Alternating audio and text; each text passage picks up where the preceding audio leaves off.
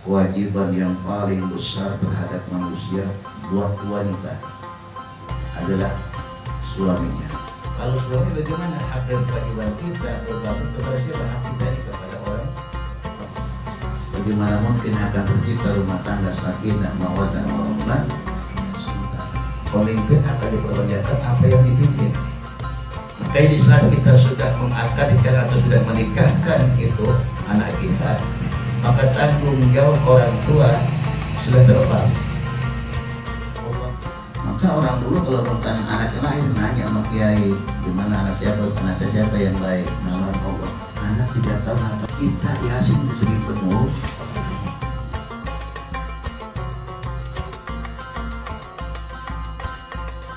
Qala Rasulullah sallallahu alaihi wasallam, a'dhamun nasi haqqan al-mar'ati zawjuha wa a'dhamun nasi haqqan 'ala ar-rajuli ummuhu. Rawahul Hakim an Aisyah. Wallahu a'lam. Alhamdulillah, puji dan syukur kita panjatkan kehadirat Allah Subhanahu wa taala. Dengan inayah serta taufik hidayahnya kembali kita berkumpul dalam rangka menggugurkan kewajiban kita mencari dan mengkaji ilmunya Allah. Mudah-mudahan kehadiran kita selalu mendapat ridha Allah Subhanahu wa taala. Mudah-mudahan ilmu yang kita kaji Allah jadikan bagian ilmu-ilmu yang bermanfaat. Amin ya rabbal alamin. Para asatidzah, Bapak, saudara sekalian, lanjut di pengajian kita malam ini sampailah satu hadis ya Rasulullah sallallahu alaihi wasallam. A'dhamun nasi haqqan al-mar'ati zawjuha. Kewajiban yang paling besar terhadap manusia buat wanita adalah suaminya. Di dalam kita hidup ini ada masing-masing punya tanggung jawab. Seorang istri punya tanggung jawab kepada suami, seorang suami punya tanggung jawab kepada istri. Dan orang tua punya tanggung jawab terhadap anak. Dan anak pun punya hak kewajiban terhadap orang tua. Itu semua yang nanti ada berkaitan dengan masalah berkeluarga. Bagaimana caranya kita menciptakan rumah tangga sakinah, mawaddah warahmah yang sudah barang tentu diisi dengan apa? Dengan syariat-syariat Islam, syariat-syariat agama. Bagaimana mungkin akan tercipta rumah tangga sakinah, mawaddah warahmah sementara kita tidak tahu bagaimana cara menghormati suami, cara menyayangi istri, cara mengasuh anak, itu semua nanti ada ya dalam ajaran-ajaran Islam yang semua itu insya Allah kalau kita sempurnakan maka tanggung jawab kita di hadapan Allah itu menjadi apa? Menjadi ringan. Kata Rasulullah SAW, ya, kullukum ra'in wa kullukum mas'ulun an ra'iyatih. Kalian ini semua jadi pemimpin, ya. Dan setiap yang dipimpin akan dipertanyakan. Pemimpin akan dipertanyakan apa yang dipimpin. Semakin banyak, semakin besar statusnya dia menjadi seorang pemimpin, semakin banyak pula tanggung jawab yang akan dimintakan pertanggung jawab di hadapan Allah. Saudara jadi warga, keluarga doang. Tetangga yang terdekat. Jadi RT naik sedikit, banyakan. Jadi RW apalagi? Banyakan lagi. Jadi lurah. Tambah banyak, camat. Semakin banyak orang yang dipimpin, semakin banyak juga tanggung jawab akan dimintakan di hadapan Allah. Jadi saudara sekalian jangan apa? Jangan bangga jadi pemimpin. Jangan, ya. Sayyidina Umar bin Abdul Aziz ketika beliau menjadi khalifah, beliau itu menangis, bukan girang, nangis. Jadi bilang musibah ini saya. Ya diangkat menjadi pemimpin dianggap musibah, bukan sebuah kebanggaan.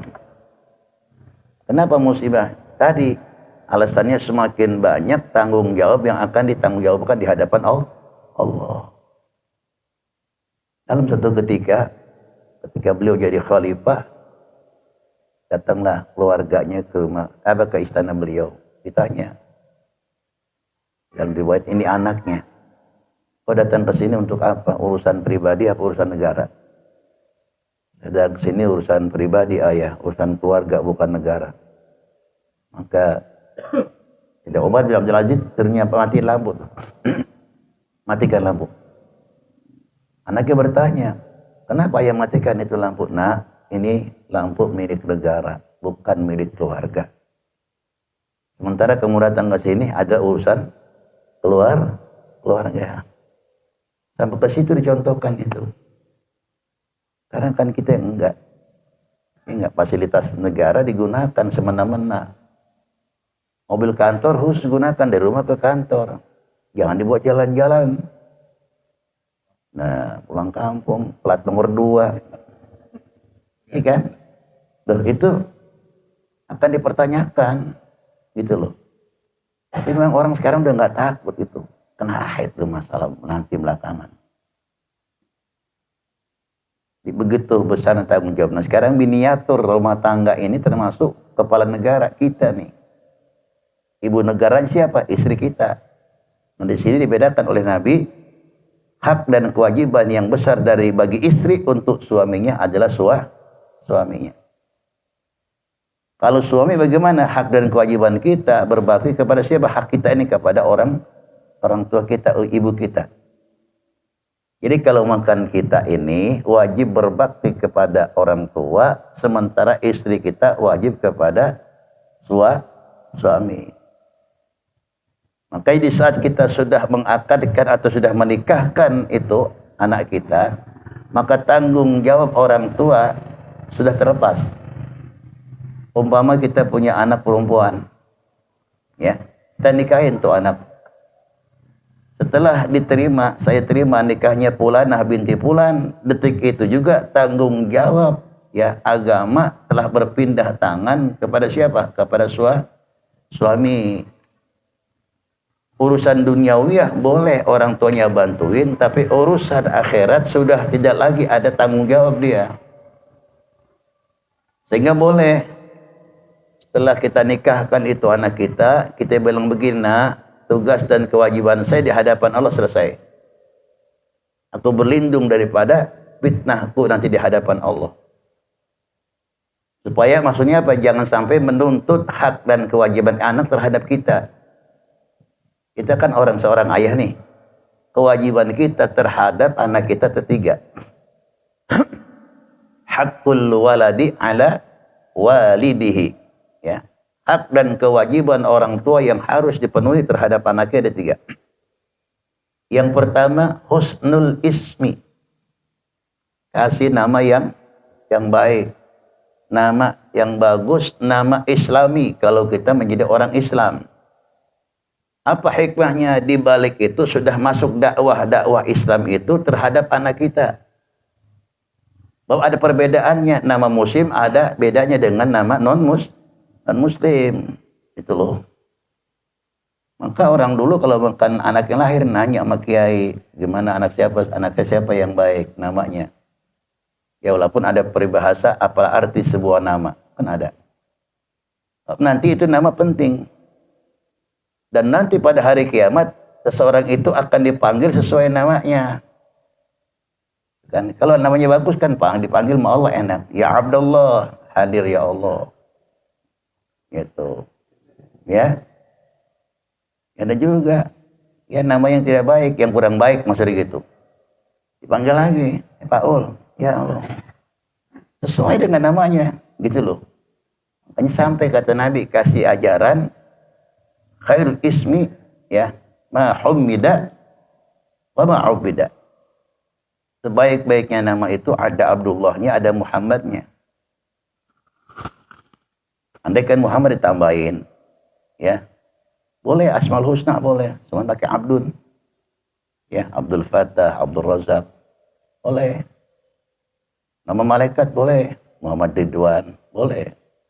Asalkan Israel. Ya. Nama anak siapa? Israel, pas jadi lurah.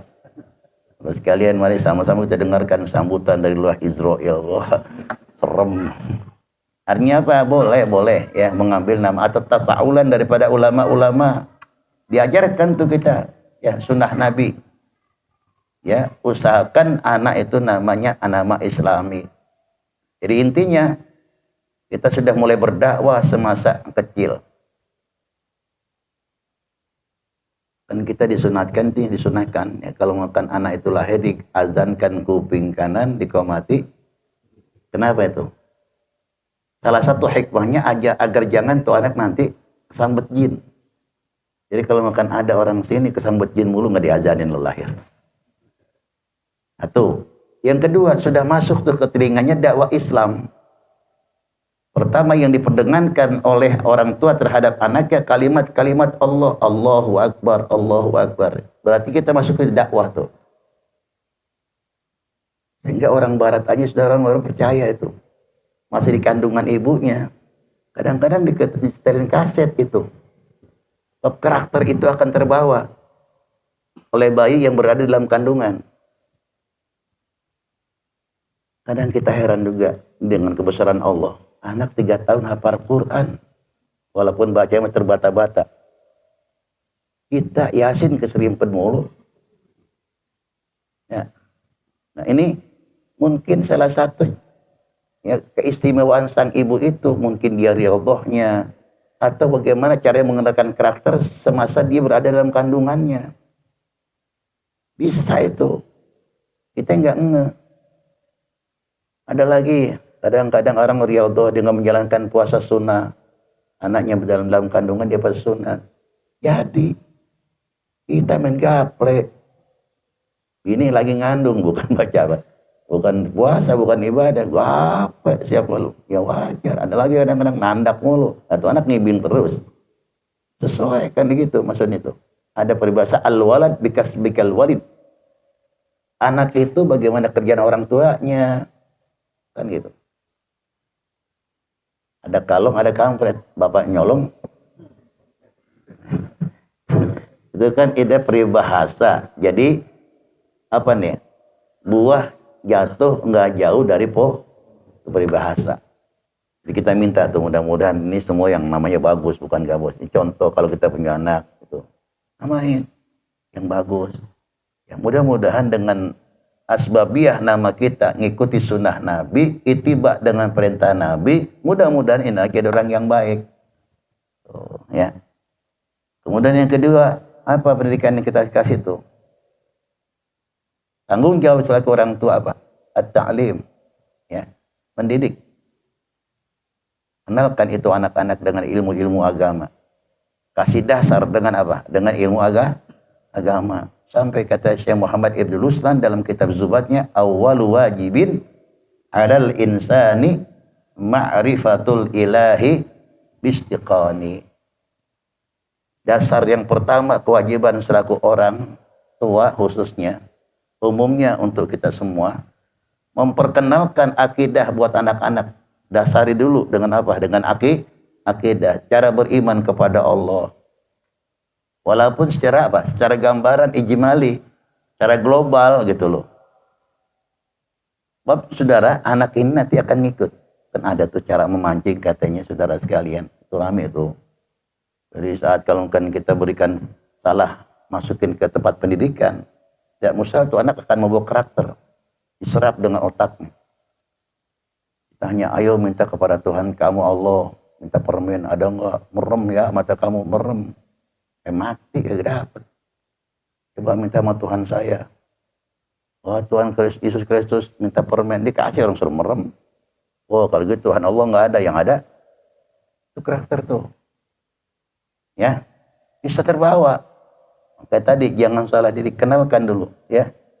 Yang pertama nama yang baik, yang kedua pendidikan yang ketiga tanggung jawab kita selaku orang tua. At-tazwij. Ya, menikahkan terhadap anak kalau sudah sampai saatnya ada jodohnya, dikain itu anak. Nah ini yang mahal saudara sekalian. Orang di saat menikahkan anak, Allah akan apa? Akan berikan apa namanya kalau mahkota nanti pada hari kiamat. Kemudian hikmah daripada orang itu nikah apa diantaranya? Telah menyempurnakan sebagian agama. Iza tazawwajal abdu faqad istakmala nisbal iman falyattaqillaha nisbal baqi. Bila seorang hamba telah menikah, mereka hakikatnya sudah sempurnakan tuh sebagian agamanya. Tinggal sedikit lagi mereka itu menyempurnakan separuhnya lagi. Mana contohnya? Orang yang berkeluarga, saudara, Ya, ibadah itu pahalanya lebih banyak daripada orang membujang sendiri. Gimana kalau duda? Kan saya pernah nikah, sama aja. Perbandingannya 1:70. Kalau kita satu waktu sholat 70, keutamaannya sendiri. Dulu jangan duduk aja dulu. Jangan duduk aja nih. Iya. Jangan tersinggung, ini kita kan ngaji. Jadi kalau makan satu, ya satu. Dulu. Jadi kesempurnaan begitu. Sampai kata ya ulama itu, sejelek-jeleknya orang adalah yang menduda dan membujang. Ya. Dah, kembali. Jadi hak dan kewajiban yang paling tinggi ya untuk seorang istri terhadap suami. Sementara suami itu hak kewajiban yang paling tinggi harus kepada orang tuanya. Jangan gara-gara kita sayang istri ya membela istri mengalahkan hak orang tua. Durhaka kita. Durhaka. Istri minta izin, ini yang masalah mubah ya. Dilarang sama suami, harus ikutin. Jangankan masalah mubah, sunnah saja ibadah itu harus minta izin sama istri, sama suami. Ini saudara kadang nggak berlaku ini. Kenapa? Emang mereka nggak kenal agama. Jadi anggap rumah tangga udah bebas-bebas aja, enjoy aja udah. Ya kalau berbicara masalah ibadah yang sunnah aja tanpa izin sama suami, maka dia tidak akan mendapat pahala, bahkan haram hukumnya. Contoh, tanpa izin suami, dia puasa sunnah. Nah, suaminya pengen hajat sama istrinya, lagi puasa. Terbatarin kagak mau. Apa kata laki? Ya lu mau tega banget, gue ngarep-ngarep puasa lu. Itu haram tuh puasa. Nggak boleh. Berbeda dengan ibadah yang wajib. Sang istri punya puasa kodok, ya, kodok Ramadan. Maka jangan diganggu, kita yang haram. Tapi sungguh pun begitu, bilang dulu, permisi dulu, kode etiknya begitu. Supaya nanti apa? Tidak ada ketersinggungan. Hak dan kewajiban istri banyak lagi. Ada satu hadis mengatakan, andaikan sang istri itu sodakoh tanpa seizin suami, suami gak hidup, ya, suami dapat pahala, istri dapat dosa. Ada yang balikin saya, kan ada firman Allah ya Ustaz, dia bilang, siapa orang yang beramal yang soleh, baik laki maupun perempuan, bahwa mukminun, dasarnya beriman. Secara garis umum emang begitu. Setiap orang yang beramal, baik laki maupun perempuan, itu semua dapat pahala. Tapi di saat orang tersebut sudah berkeluarga, itu loh, ada hak dan kewajiban yang harus kita penuhi. Bebas tapi terbatas. Itu supaya kita sama-sama menghormati. Nah, saudara juga selaku suami ya harus tahu perasaan istri. Jangan mentang-mentang istri itu di bawah tunduk buat perintah saudara, jangan semena-mena. Mentang-mentang istri kita barang harus wajib tunduk, mau ngapain enak aja enggak, jangan. Ada kadang-kadang suami gak punya perasaan, ngasih uang belanja cuma 20.000. Ya, mesen masakan, request sama bininya, masak sop, daging, ya, sama tempe. 20.000 mana cukup? Lu yang punya perasaan, mati tuh bini. Nah, 20.000 suruh ngesop, beli daging, mana cukup? Ya. Nah iya, kita harus apa? Mentang-mentang kita punya hak dan apa namanya, menguasai dalam kita menjadi rumah tangga, tapi kita pun harus tahu, tidak semena-mena gitu loh. Kasih perasaan. Maka kan yang merasa singgung itu, bagaimana cara kita tasamu, punya perasaan toleransi satu antara lainnya. Sehingga dalam memelihara rumah tangga itu tidak ada rasa ketimpangan, yang satu diangkat, yang satu diinjak, enggak. Makanya Allah ciptakan seorang wanita itu dari tulang rusuk Nabi Adam alaihissalam yang sebelah kiri. Filosofi apa yang terkandung tadi? Istri bukan harus dijunjung dan bukan harus diinjak. Istri ada pendamping dalam kehidupan kita. Tuh, ya. Nah, kemudian tatar juga istri kita. Ini susah saudara kalau nggak ngaji bareng. Umpama keterangin, oh kalau gitu laki doang dong Pak Ustadz yang dibelain tuh. Begitu ngomongnya. Ya, perempuan aja.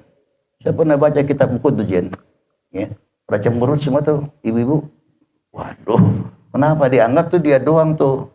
Ya, dianggap dia doang harus berbakti sama suami. Dia lupa tanggung jawab suami itu jauh lebih berat daripada istri. Kalau cara garis umum besar nih, cara garis besar, bini itu gampang banget. Gampang. Iza shallatil mar'atu khamsaha wa shamat syahraha wa hafadzat farjaha wa ta'at zawjaha dakhalatil jannah min aibabin sya'at. Istri itu katanya kata Nabi, apabila sang istri itu sholat yang 5 waktu, puasa pada bulan Ramadan, dijagain hak tuh, ya dijagain hak dirinya. Ini apa? Dijagain bahwa dia ini sudah punya suami. Jangan memasukkan orang lain tanpa seizin suami. Gitu loh. Dan dia taat tuh sama suaminya. Tuh istri yang semacam itu katanya Allah akan bukakan pintu, ya pintu sorga. Apalagi bini kita ngajakin suruh kawin lagi. Ya. Ada juga orang nawarin. Kemarin datang tamu saya. Bang, duit abang kan banyak bang. Emang abang gak mau kawin lagi? Diam aja. Coba nyautin, mau sih. Maksud lo digituin. Dibalikin lagi. Ya saudara, nggak ada itu cerita bohong. Bohong. Kalau seorang wanita ada 1001 yang ikhlas suaminya nikah lagi bohong. Kode ikhlas bohong. Ya, kecuali yang ketakutan takut ceraiin biar dah bang nikahin lagi dah. Ya, terus ada bang airnya kemana kayak penting botolnya pulang ini. Saudara macam-macam dah. Nah ini dah kembali ya. Kemudian hak dan kewajiban kita selaku laki-laki ini terhadap orang tua. Dahulukanlah hak dan kewajiban orang tua buat kita. Ya. Jangan gara-gara istri kita kalahkan tuh. Ya, Bah. Orang emang berat, saudara sekalian. Berat tanggung jawab kita selaku suami. Kesini orang tua, kesini istri. Makanya kita ambillah wanita yang soleha itu maksudnya. Kalau wanita yang soleh tahu, oh iya kewajiban dia. Sampai-sampai saudara sekalian ini dalam sebuah riwayat. Dulu ada orang bakti banget sama orang tuanya. Setiap hari dikasih minum susu itu. Ini orang setiap hari kerjaannya tukang nyari kayu bakar dan setiap hari setelah selesai itu memberikan minum susu kepada ibunya. Satu ketika itu anaknya minta susu yang akan diberikan buat ibunya. Kata orang tadi, nak jangan, ini hak nenek kamu, nak nggak boleh, aku nggak berani. Itu memang kelihatannya kejam orang tua terhadap anak. Tapi dia lebih dahulukan orang tua kandungnya daripada yang lain. Ada peribahasa. Kalau orang tua nggak ada bekasnya. Tapi kalau bini, ada peribahasa tuh. Banyak deh kisah-kisah yang akan kita terangkan nanti. Suatu saat kita terangin lagi. Nah ini aja dah, mudah-mudahan. Kita sambung lagi ntar nih. Ini baru ya gelombang yang pertama. Kita teruskan lagi ada keterangan kesempatan yang kedua. Mudah-mudahan apa yang kita kaji Allah jadikan ilmu yang bermanfaat. Amin ya rabbal alamin. Wallahu a'lam bishawab.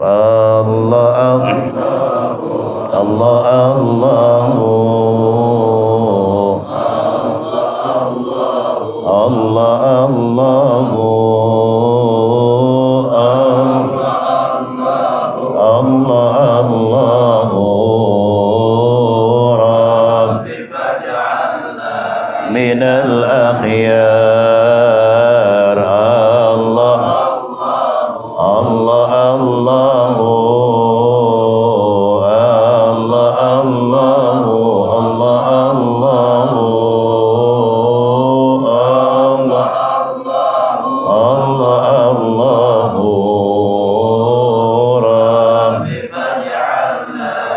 minal akhyar rabbi fanfa'na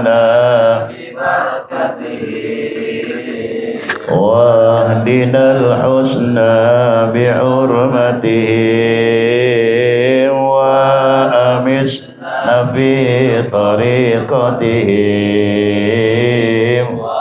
معافاة من الفتن الله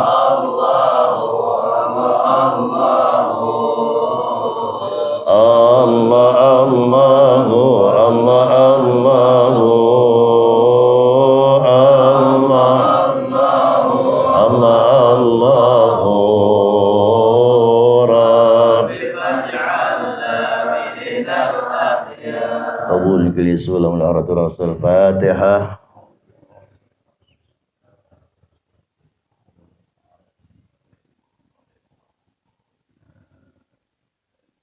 Sekalian, saya minta baca Fatihah sekali lagi untuk kakak saya yang malam Rabu kemarin meninggal dunia. Mudah-mudahan terima amal ibadahnya, diampunkan dosanya, menjadikan liang kuburnya roboh menjadi jannah.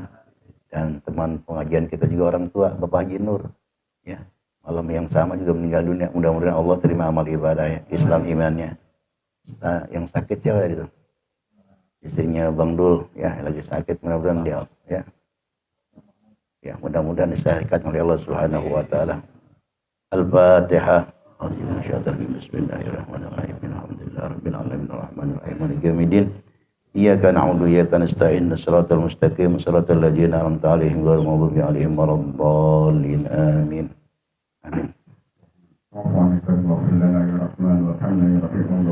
Ya Allah karim. وبمن سر الفاتحة افتح لنا بالخير واختمنا بالخير واجعلنا الحاضرين من أحسن الخير أحمد سبحانك اللهم وبحمدك والسلام وآخر دعوانا الحمد لله Allah ya karim.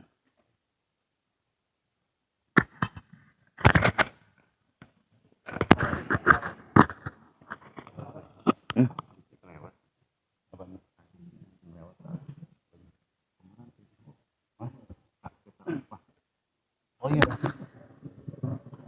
Kemarin belum selesai ya? Enggak upah selesai. Ada. Iya ada lagi sebelumnya.